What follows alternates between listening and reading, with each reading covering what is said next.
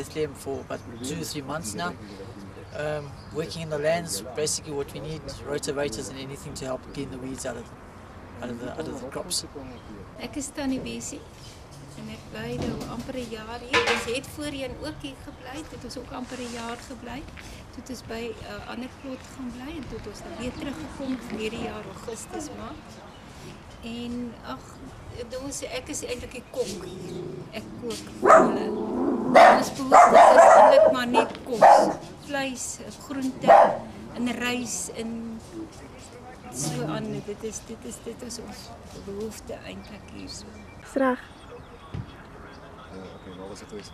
O ja, as ons onkruid op die lande moet beheer, dan sukkel ons met ons het nie regte gereedskap en giet nie. Soos 'n weed eater wat ons byvoorbeeld wat ons baie kan help, tydgebonde en werksgebonde. En dan het ons 'n tekort aan grawe en pikke. As die mense meer word, gebou self die mense van die plot het self in die kerkgebou opgerig. En ons hou elke Sondagoggend en Sondagaande dienste hê. Kan ek maar praat? Ja. Ek is dol van die winter. En wat ek nodig het al is 'n warm baadjie.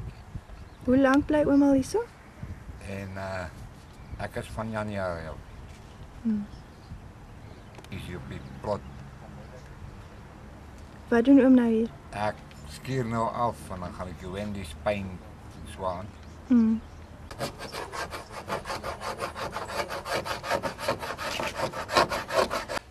Wat sou oom sê het oom nodig? Ag, ek weet nie, kos is ons probleem.